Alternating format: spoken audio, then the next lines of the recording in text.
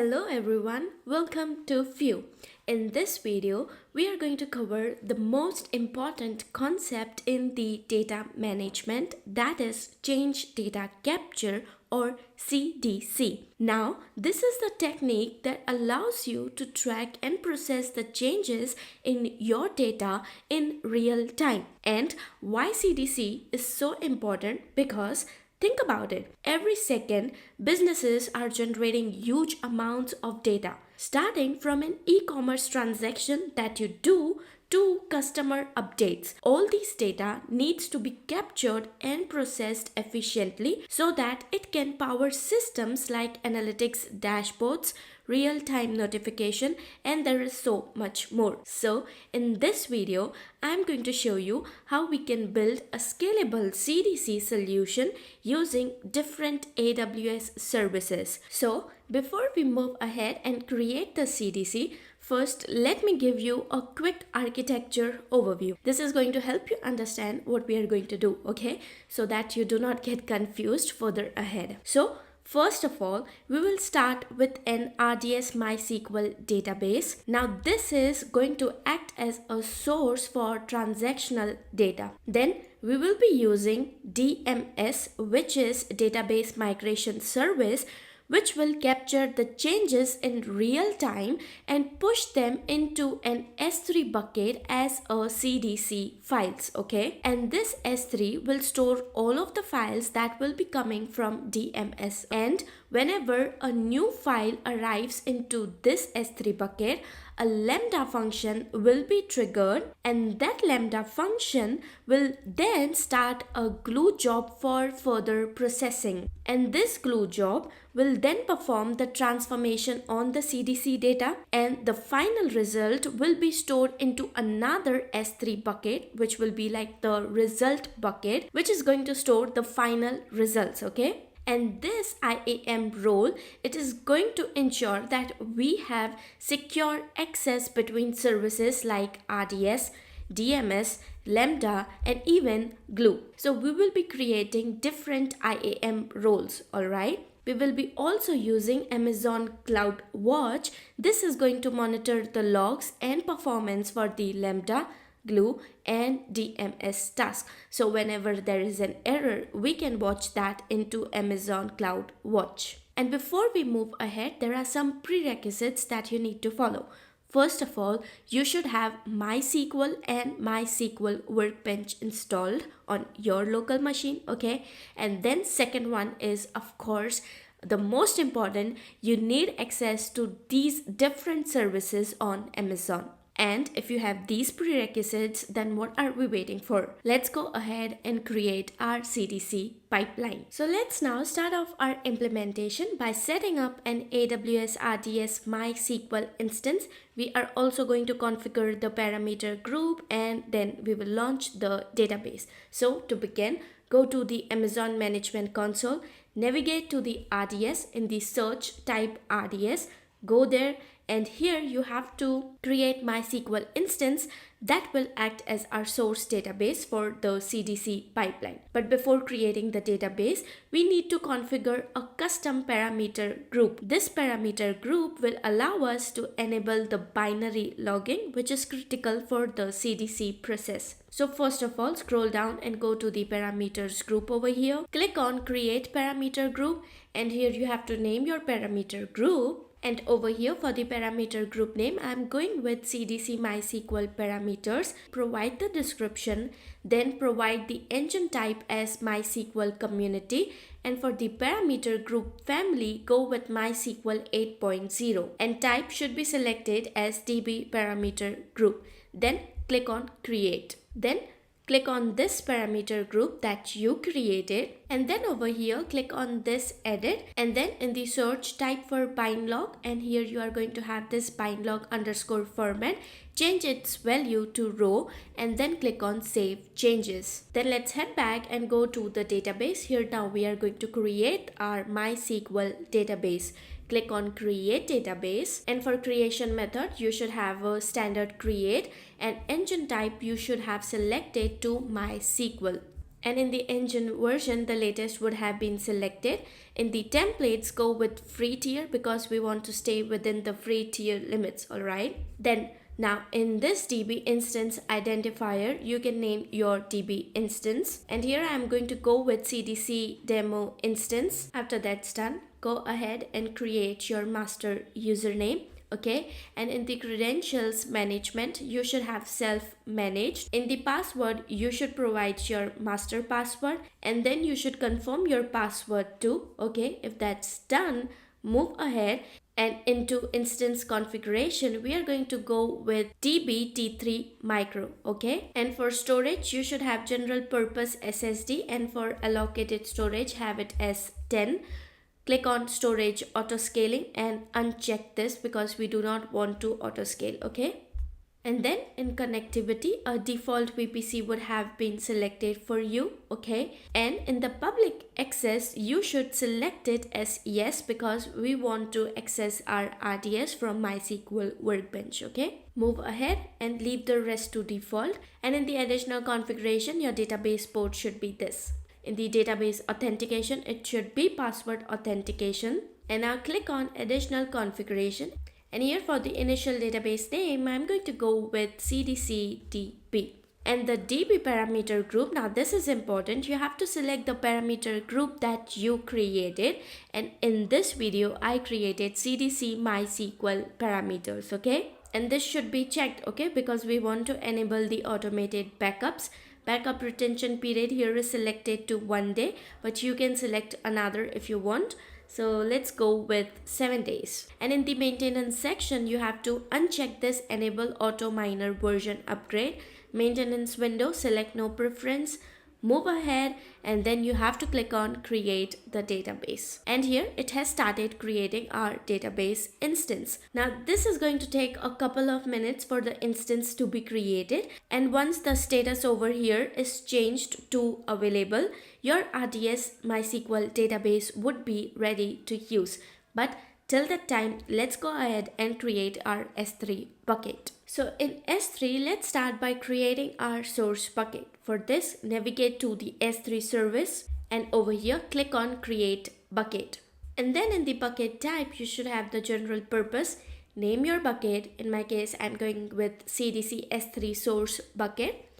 Then object ownership, leave it to default. And for the block public access, you have to uncheck this because we need to access our S3.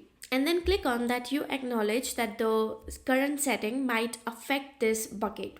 Okay, for bucket versioning, disable this. If you want tags, you can provide the tags for your S3 bucket. For encryption too, leave it to the default, which would be this SSE S3.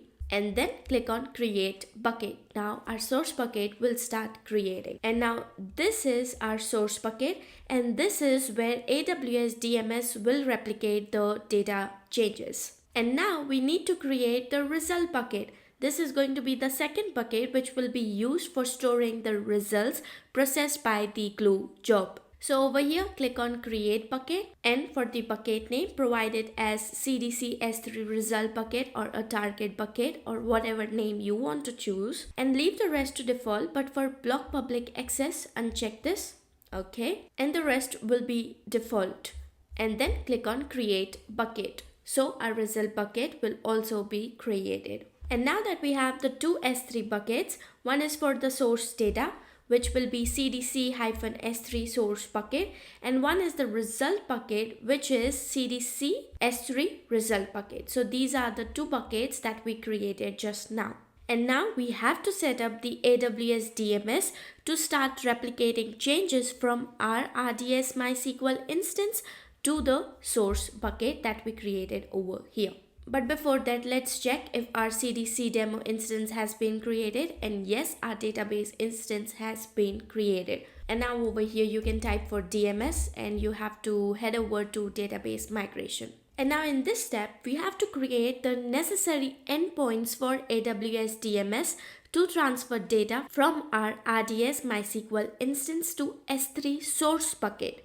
So we have to configure the IAM role for DMS to access both the source and the target services. And over here, we are going to start off by creating our source endpoint. So in this navigation, scroll, click on endpoints, and here we have to create an endpoint. Then you have to select the source endpoint and then check this because we want to select our RDS-DB instance, and here we have to click on our RDS instance that we created, and for this project I created CDC demo instance. Okay, and here you have to name your endpoint. I'm going to go with RDS source endpoint. You can provide the Amazon resource name if you want. Then for the source engine, MySQL should have been selected. Access to endpoint database, provide access information manually. Okay, the server name would have been selected, port would have been selected, username is your RDS master username, password, provide the password.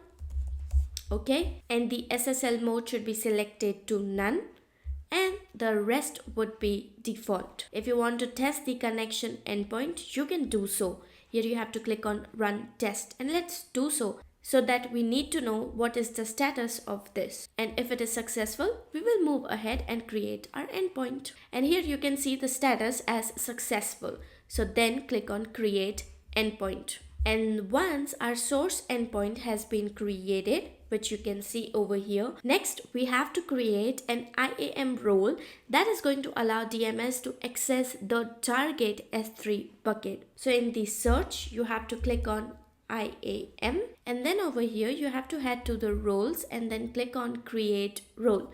The trusted entity type would be AWS service, and in the use case you have to select DMS. Okay, then click on next, and the permission policy that we need to provide are S3 full access. So write this and then check this, then click on next, and here you have to enter the role name, and here for the role name I'm going to go with DMS S3 access role, and then scroll, and here you have to then click on create role, and that is done. You have created the role for your target bucket. And now we want to create the destination endpoint, or you can say the result endpoint. Now this is going to be the result endpoint where DMS will place the replicated data. For it, we have to first create a endpoint. So for that, again, let's head over to DMS and then click on endpoints. Here click on create endpoint because we are going to create a target endpoint. And for the endpoint identifier, name it as RDS target endpoint. And for the target engine, we have to select S3. And for the ARN, you have to go to the IMA role that you created, okay, which was DMS S3 access role. And here you have this ARN. Click on this, copy this, and then head over here and then paste your ARN, okay. Then provide the bucket name, the result bucket name, and then leave the rest to default. Finally, at last, we will click on create endpoint. And yes, it has done creating our endpoint, which was RDS target endpoint, okay. And now that we have successfully created both the source and the target endpoints for the DMS, as well as we have also created an IAM role that will provide the DMS the necessary permission to interact with our S3 buckets. Now, the next step, we will have to set up a replication instance in DMS and start the data migration process. So in next step, we have to set up the replication instance in DMS and start the data migration process. This replication instance will handle the actual data migration between our source RDS MySQL database and the target S3 bucket. So over here in the DMS, you have to go over here, replication instances, and click on create replication instance. And into the name, provide your replication instance a name. I'm going with DMS replication instance. You can provide the ARN if you want. Provide the description if you want. In the instance class, you have to select DMS T3 micro, because we want to stay within the free tier limits, okay. And in the storage section, let's go with 10, not 50, okay. And in the connectivity and security, you should have IPv4, and for VPC you have to select a VPC, okay. If you want to create new VPC, you can do so, but we already have it, so we have selected it over here. Subnet group will be the default one. You should have public access as enabled, into the advanced setting. If you want availability zone to a specific region, you can do so, but I am leaving it to default, VPC to default, and the rest would also be left to default. And also in the high availability, you have to select dev or test workload, okay? So that was the one which was left to select. Then go ahead and create replication instance, and our replication instance is being created. And once the replication instance is created successful and the status of it is also available, the next step that we have to do is to connect the database from MySQL Workbench. But before that, we have to add a security rule, then connect to the database and load some simple data. First thing first, we need to ensure that our RDS instance is accessible from our local machine. To do that, we have to modify the inbound rule of the security group that is attached to that RDS instance. So our RDS instance is this, right, that we created, CDC demo instance. Over here, you have to go into the connectivity and security. Here you will have your security group, which is this. Click on this and it is going to take us to that security group page. And then click on your security group, and in the inbound rules, you have to edit the inbound rules. Here you have to add the rule, select MySQL, and then the protocol would be TCP and port is this custom. Over here, we have to provide our IP address. So for that, you have to head over to this website, which is checkip.amazonaws.com, and here the IP address of you would have been provided. Copy that, and over here you would provide the IP address that was provided to you by this website, checkip.aws, whatever it is. Then paste it over here, and then at the last it would be /32, okay? And then you will click on save rules. And the /32 means the network has a single IPv4 address, okay? And once your inbound rules are edited, you have to move forward and connect to the AWS RDS instance from MySQL Workbench. And for that, you would be needing the endpoint of your database. So this was our database, right? CDC demo instance. Over here, you have this endpoint. Copy this. Open MySQL Workbench, click on this plus icon. In the host name, you have to provide the endpoint that you copied. Username is the master username that you gave to your database. In our case, it was admin. Password, you have to click on store in keychain, and you have to provide the password over here. Then click on OK. You can even name the connection. So I'm going to go with CDC AWS RDS connection or something like this. Then click on OK. You can test the connection if you want. Then click on this CDC AWS RDS and it will open our SQL editor. So let's wait for this. And to get started, we have to create a new schema to store our data. So in the schemas over here, we have to create a new schema. And over here, we have to create the new schema. And this is how we are going to create. It is going to have the user ID, name, job description, and the primary key would be user ID. And then we will click on this icon and it will create a new schema. So when you refresh it, you are going to have the new schema, which is data_schema. And we have to use this schema now, right? So for that, we will say use data_schema. Then we will click on this icon once again, and now we will be using this schema. So in this, you will see this tables. In information, you will have columns for user ID, name, and job description, okay? And now we will insert some dummy data into our information table. For that, we will be using these commands, okay? And then click on this icon once again, and the data would be inserted. You can see this over here. And then to check the data if it has been stored correctly, we have this command select * from whatever the table name is, which is information. Then hit this icon once again, and over here you will have this table. Here you have the user ID, name, and the job description. So we have created the schema table and we have also loaded some data, and now we are ready to move further with the next step, which will involve data migration process with AWS DMS, okay? So like now in this step, we are going to create the DMS task that will allow us to migrate the data from our source database in RDS to our target destination, okay, which is another RDS instance. So first head over to the AWS DMS console, and in here click on the database migration task, which you can see over here, and then click on create database migration task. And over here you have to mention the name of your task. So we are going with CDC migration task, okay, and then you can provide the ARN.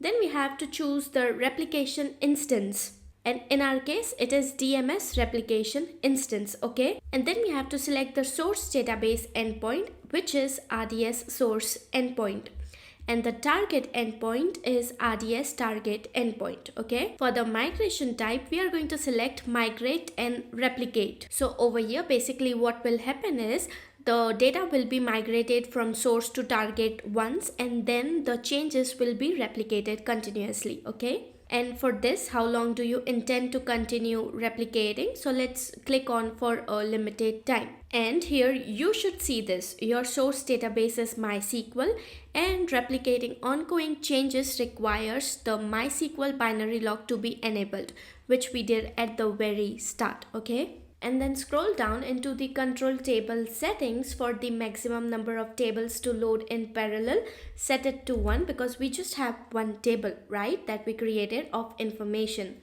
Then scroll down into table mappings. You should have the editing mode as wizard, okay, and then into the selection rule we have to add a new selection rule, and for the schema we have to have enter a schema, and the schema name for our database was data underscore schema, right, and the table name was information, just like this, okay. And then move ahead, leave the rest to default, and then just uncheck this because we do not want a pre-migration assessment, but if you want it, you can just check this out. And migration task startup configuration should be selected to automatically on create.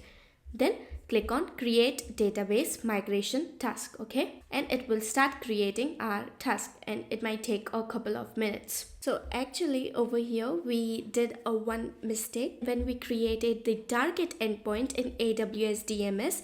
Here we had to provide the bucket name where the DMS will read the files from. So over here that would have been our source bucket and not the result bucket. In S3 we created two buckets, right? CDC S3 source bucket and the result bucket. So here the name would have been the source bucket and not the result bucket. And because we had the result bucket over here, what it did is it created the folder named data underscore schema into our result bucket and not into the source bucket. So this is the mistake that we did. It should have created this folder, which is data schema, into our source bucket and not into the result bucket. So let's change this to source, and then let's hit save. And then into the AWS DMS section, the migration task that we created, what you have to do is you have to stop this first by clicking on this. Click on actions, and here you will have this stop button. Stop this and then restart it over again from the very beginning. You will get that option, okay. And now the load has been completed and the replications are ongoing. Let's go to our source bucket and let's refresh this page. And in here we should have this data schema folder, inside which we will have information folder. And yes, this is right. And inside which we have this CSV file. You can check this out. Let's download this. And when we open this, it is opening into the VS Code. So just a second. So this is the file we just downloaded. It has the user ID 1, 2 with the name that we gave into our database with the profession, software engineer and DevOps. Okay. So this is the initial file. That means our database migration task is working perfectly fine. So we can move ahead and create the Lambda function and the glue job. So this Lambda function will be automatically triggered whenever a file will be uploaded to our S3 source bucket, okay? But before we create the Lambda function, first of all, we have to create an IAM role for it. So here, click on IAM, go over here and then into the roles, click on roles, then click on create role. Here click on the AWS service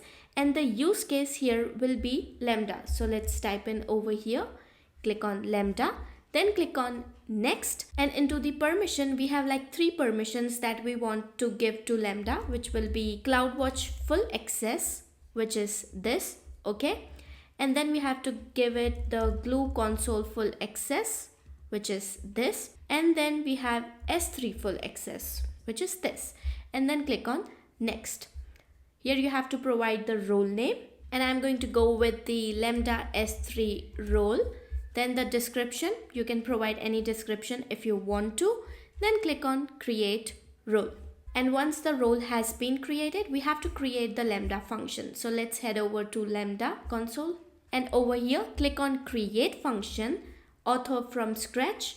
Then we will name our function, and in my case for the function name I am giving it as CDC file trigger.